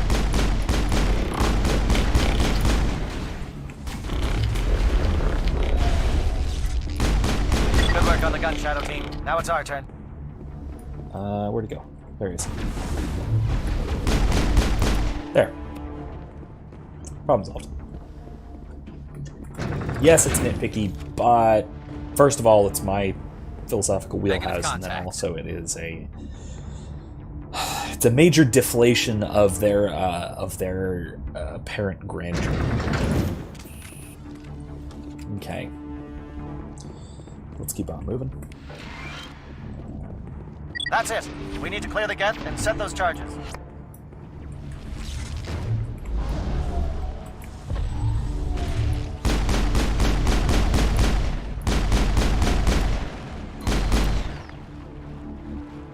That's all of them. Alright, so we are getting ready. We are getting to the point where we can... Charges set. Everyone bunker down. I think these are cloning tubes. But we're getting to the point where we can set this giant super bomb we've been talking about. Fuel tanks. Those will come in handy, I'm sure. All right! Nice work. That's one less thing to worry about. Commander, I'm bringing us in. I'll get as close to the site as I can.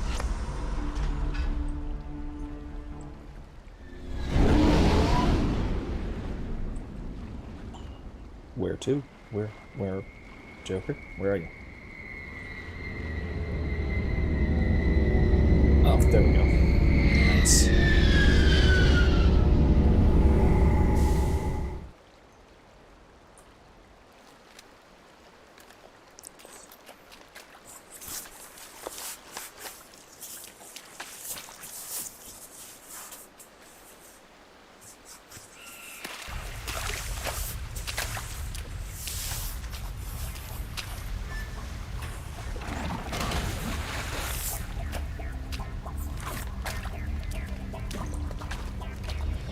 Bomb is in position. We're all set here.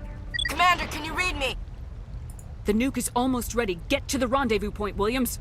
Negative, Commander. The Geth have us pinned down on the AA tower. We've taken heavy casualties. We'll never make the rendezvous point in time. Get them out of there, Joker, now! Negative! It's too hot! Can't risk it! We'll hold them off as long as we... It's okay, Commander. I need a couple of minutes to finish arming the bomb. Go get them and meet me back here. Up to the AA tower. Move! Alright, let's go. Same. Yeah, garrison tally. Let's do it.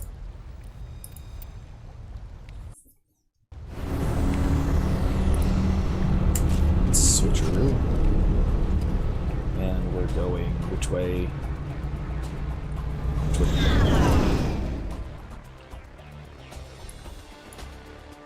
That way. Okay.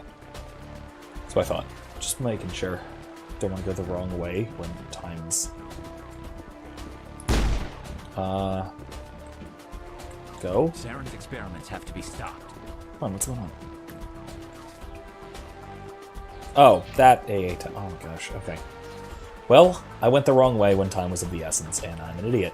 Great, good to know. Let's keep moving. Let's go the right way this time. There. There's a lot of enemies down here.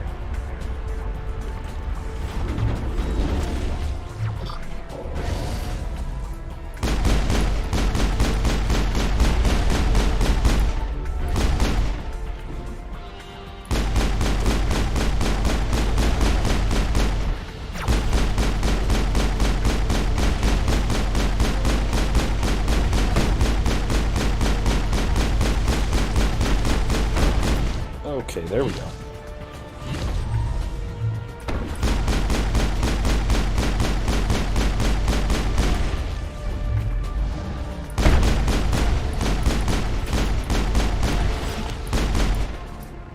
That it? I think that's it. Okay. We got them all, Shepard.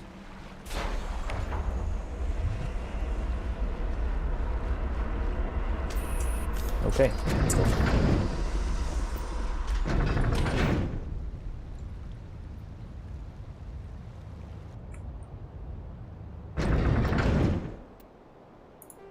Oh, hey, I have a bunch of stuff. Hold on, let's do all this while we're here. Alright.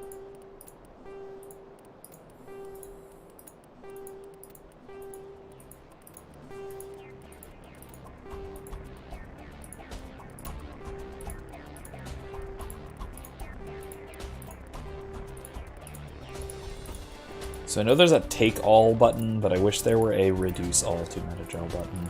Alright, anyway, that's... Okay, great. Moving on. Let's go.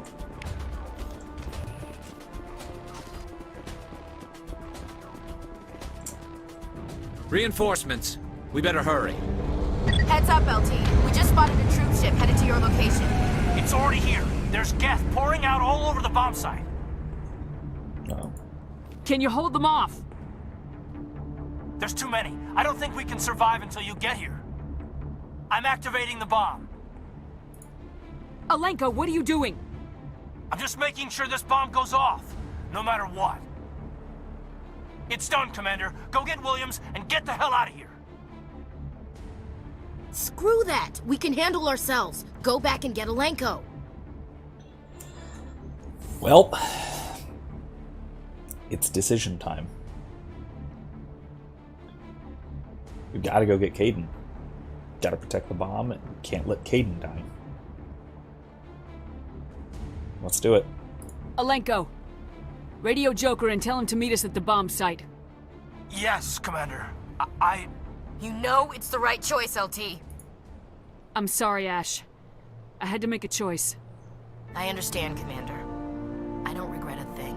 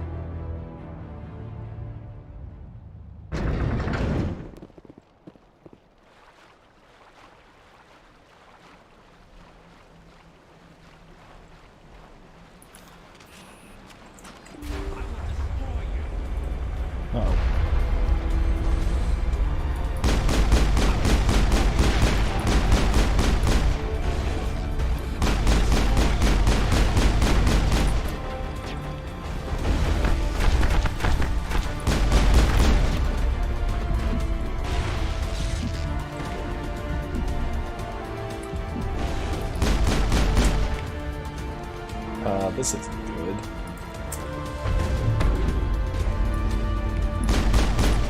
Okay.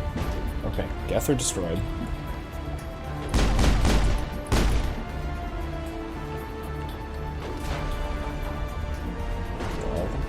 Oh, the sound. There's more. Okay. Commander, set that nuke and get out! We can't hold them! Damn it! Suppressing fire! Cover your flank! Cover your...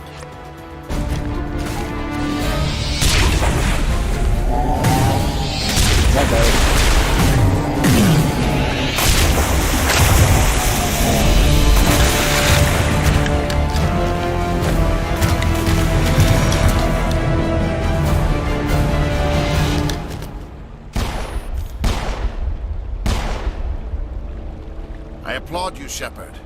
My Geth were utterly convinced the Solarians were the real threat. An impressive diversion. Of course, it was all for nothing.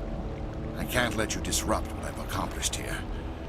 You can't possibly understand what's really at stake.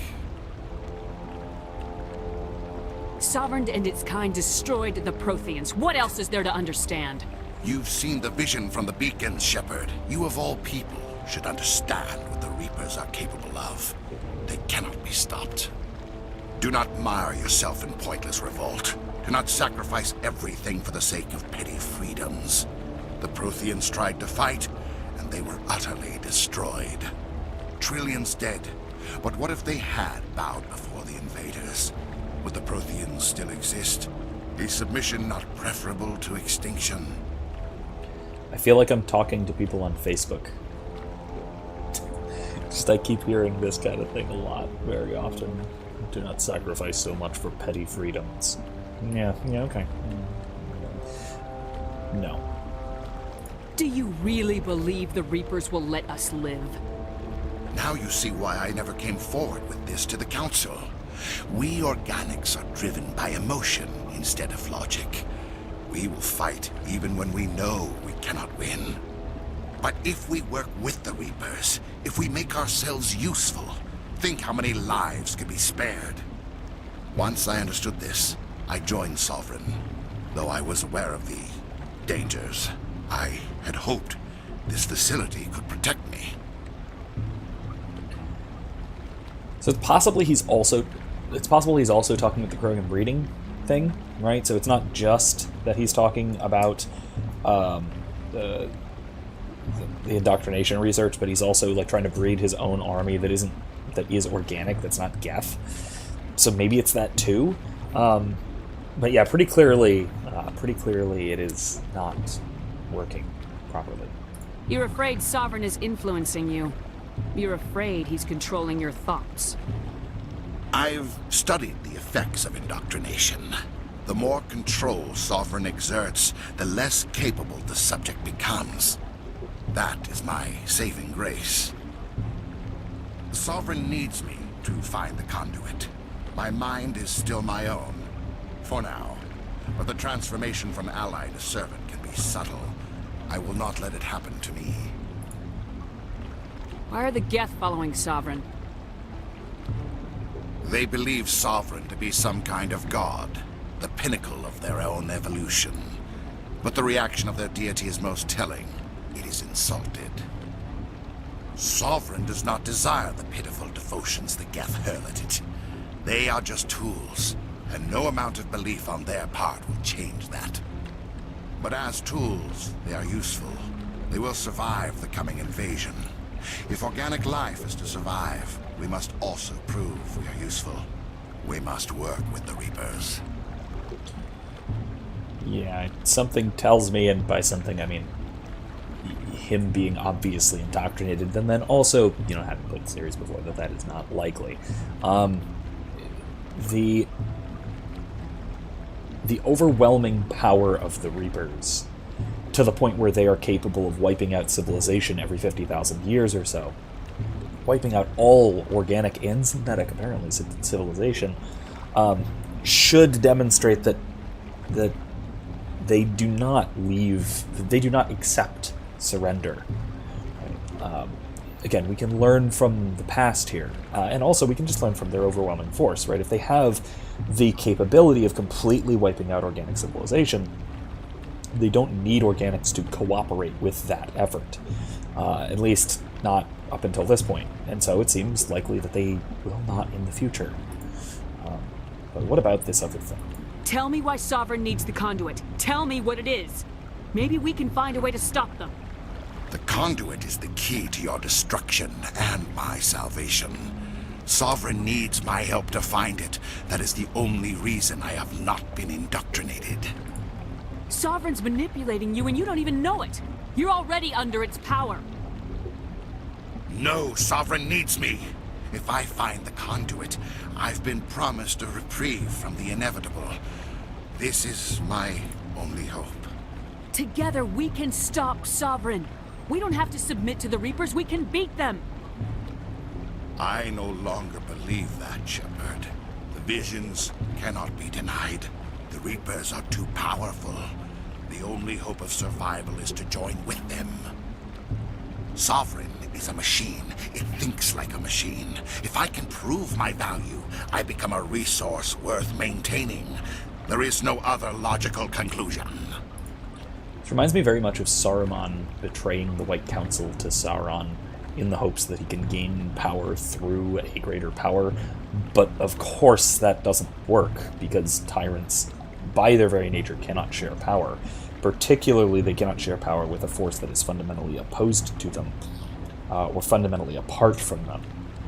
Right? And we see the Reapers are a wonderful symbol of power like this, because like something like the Borg from Star Trek, interestingly with that Picard connection, by the way, something like that, they exist by subsuming and assimilating things underneath themselves, not even by the ordinary method of conquest, which is to subjugate.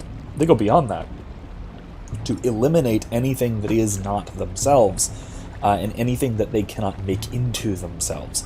Right, so this is a hell of a model and a hell of an allegory for tyranny, because that's essentially what tyrants by their nature do. Is they subsume, they make everything that they can find either under their control or they seek to destroy it.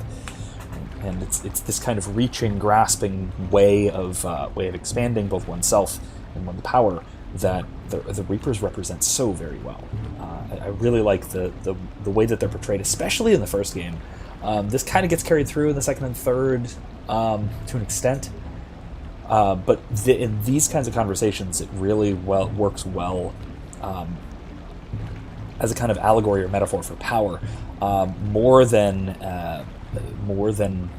later on it becomes a more tangible antagonist, because you have to be able to defeat them, the Reapers, as a whole. By the third game, that's the whole point.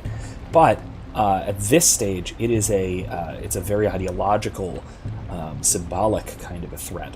And that's I think that makes them the most fascinating at this point. You were a Spectre. You were sworn to defend the galaxy. Then you broke that vow to save yourself. I'm not doing this for myself. Don't you see? Sovereign will succeed. It is inevitable. My way is the only way any of us will survive. I'm forging an alliance between us and the Reapers, between organics and machines. And in doing so, I will save more lives than have ever existed. But you would undo my work. You would doom our entire civilization to complete annihilation. And for that, you must die.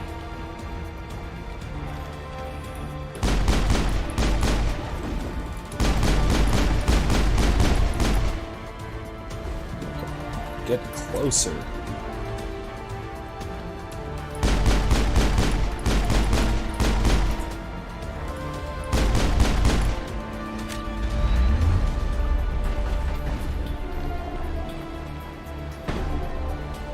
Oh my god, look at all these tech grenades. This is ridiculous. Oh, that's not good.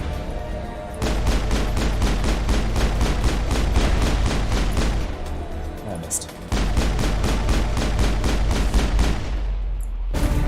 Okay.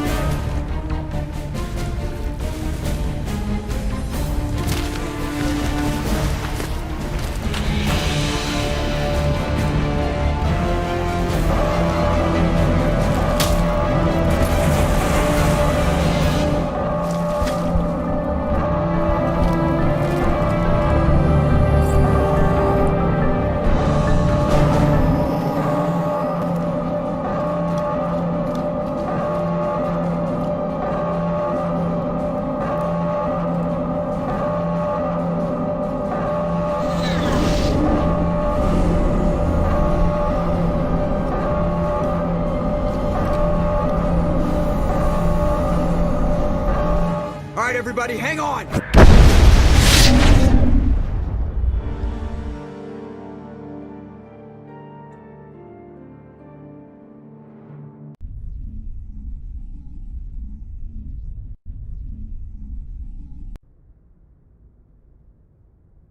Can't believe that Ash didn't make it.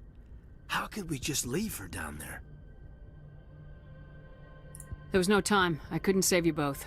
The bomb was about to go off. But why me? Why not her? I'm sorry, Caden. I'd never leave you behind. I couldn't. You know that. I know. And I am grateful. But Ash died because of me. Because of us. It wasn't your fault. It wasn't my fault. The only one to blame here is Saren. Yes, ma'am. We'll get it done. Commander, excuse me for interrupting, but I have an idea. I think the beacon you found in Saren's base was similar to the one you found on Eden Prime. It may have filled in the missing pieces of your vision. I might be able to help you put all those pieces together. You want to join our minds again, don't you? Okay, go ahead.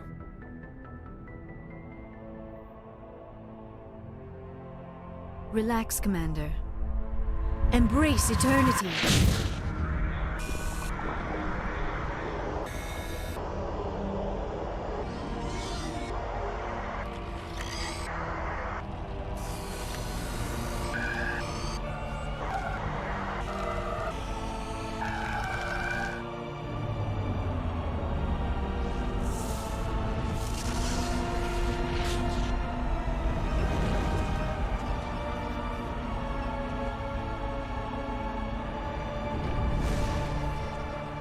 Incredible.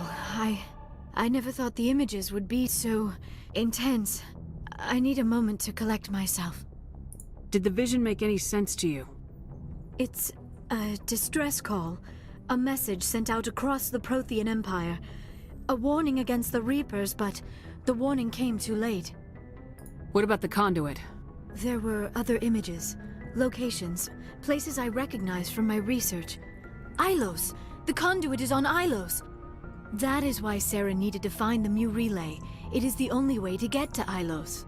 How come you never told us about Ilos before? The Mu relay links to dozens of systems and hundreds of worlds. How was I to know Ilos was the one we wanted? Without the cipher, the images in your visions were never clear. Only now do I recognize them as landmarks from Ilos. We need to get to Ilos. Forget it. The Mu relay's inside the Terminus systems. Alliance ships are not welcome there. Neither are Spectres. The conduit's on Ilos. That's where Saren's heading. I'll be waiting for him when he gets there. Saren will have his entire fleet orbiting Ilos. You will never make it down to the surface without reinforcements. You must alert the Council. We need a fleet to... I am sorry. The joining is exhausting. I should go to the medical bay and lie down for a moment. Dr. Chakwa should take a look at you. That will not be necessary. I just need some rest. Somewhere quiet. We're done here. Dismissed. Commander, there's a convoy nearby. I can link us in if you want to report back to the Citadel Council. You know, to warn them about Sovereign. Set the link up, Joker. They need to know. Patching it through. Commander Shepard, I'm pleased to see your mission on Vermire was... Saren is formidable enough without an army of Krogan serving under him. The Krogan would have served Sovereign, a Reaper. Yes, we saw mention of this on your report. Sovereign, Ascension machine, a true artificial intelligence. This news is quite alarming, if it turns out to be accurate. Sovereign's a Reaper. Saren admitted it. He's playing you, Shepard. Saren still has contacts on the Citadel. He probably saw your earlier reports, the ones talking about your vision and the Reapers. It's highly possible Saren is using false information to throw you off balance. Our own intelligence has never turned up any corroborating information. Sooner or later, you're gonna have to take something I say on faith, Counselor. Try to see this from our perspective, Commander. Saren is a threat we can recognize. However, as far as we know, the Reapers only exist in your visions. Our decisions affect trillions of lives. We cannot act on the accusations of a single person, even a Spectre. Not without solid evidence. The Council cannot take any official action here. That is why we created the Spectres. You have the authority to act as you see fit. If you truly believe Sovereign is the real threat, you must take whatever steps are necessary to stop it. And Saren. Good luck, Commander. From all of us. Well, that's as close to permission as I could possibly hope for. Alright, so with all of that, I think I might actually call it a little bit early tonight. We got a lot done. We went through Vermire as expected. I think next time we will get through the Citadel and at least 2 Ilos and partway through it. I have a lot of people to talk to about the aftermath of losing Ashley. That's rough. So, with that, yeah, also worth noting, this kind of impossible decision, this impossible command decision, is, I think, is part of what makes Shepard. Right? What sets Shepard apart as apart from other sci-fi protagonists, right? There is no cheating the Kobayashi Maru. It's not like, right? Shepard is not like Captain Kirk, where she will do the impossible, no matter how impossible, or anything like that, right? This is, I think I've probably shared this before as well. I'll put it in the description if I can, to a video from a channel called Space Doc. I'm pretty sure I've mentioned them before. About why, particularly the ending of Mass Effect 3, which gets a lot of flack, why it is, and the spoilers for it are minor, but they are there. So if you really want to go through without any spoilers at all, don't watch it. But the point that he makes is this, that the ability to make the impossible decision, even acknowledging the sacrifices that means having to make, that is what sets Shepard apart. Other sci-fi protagonists especially have the tendency to always try and find the third option, right? Try and find the middle path, try and find the way of saving everybody. Mass Effect, and particularly the story of Commander Shepard, acknowledge that sometimes there is no win-win, and sacrifices need to be made to do what needs to be done. Sometimes the best thing you can hope for is not the best thing you would like.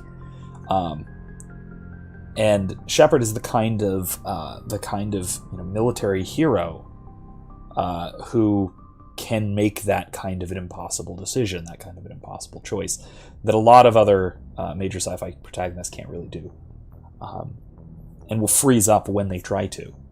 Because again, we even see that kind of thing happen when, especially in some of the later movies. I'm trying to think of where, but Captain Kirk is, I think, the strongest contrast. Right? When he's presented with an impossible choice, and he winds up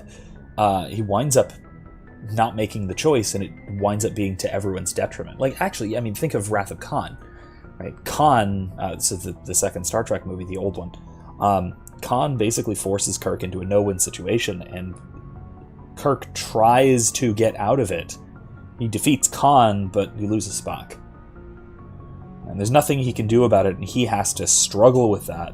And the whole next movie is about him struggling with that problem. And, of course, the return of Spock and yada, yada, yada, because actions can't have consequences in Star Trek.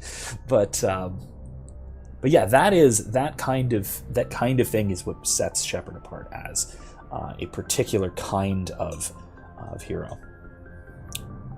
All right. So anyway, that's probably all I've got for tonight. Like I said, I am going to wrap it up a little bit early. It is getting late, and I think this is as good a stopping point as any.